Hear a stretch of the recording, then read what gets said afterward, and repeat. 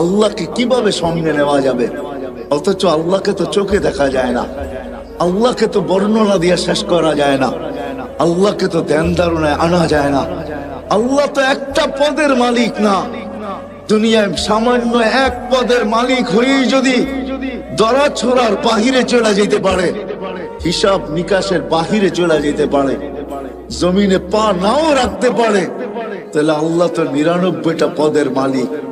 শুধু আল্লাহ আল্লাহ না, আল্লাহ তো রহমান, আল্লাহ তো রহিম, আল্লাহ তো মালিক, আল্লাহ তো কুদ্দুস, আল্লাহ তো সালাম, আল্লাহ তো মুমিন, আল্লাহ তো মুহাইমিন, আল্লাহ তো আজিজ, আল্লাহ তো জব্বার, আল্লাহ তো মুতাকাব্বির, আল্লাহ তো খালিক, আল্লাহ তো বারি, আল্লাহ তো মুসাব্বিরুল গফফারুল কাহ্হারুল ওয়াহ্হাবুর রাজ্জাকুল ফাত্তাহুল আলিমুল কাবিদুল বাসিতুল খাফিদুর রাফিউল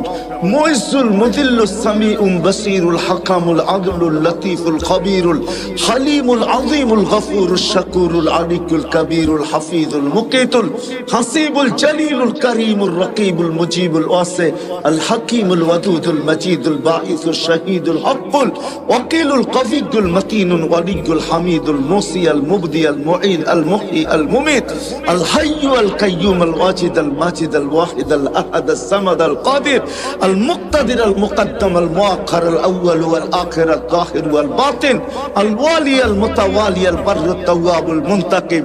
العفو الرؤوف مالك الملك ذا الجلال والإكرام المقسط والجامع والغني والمغني المانع الضار النافع النور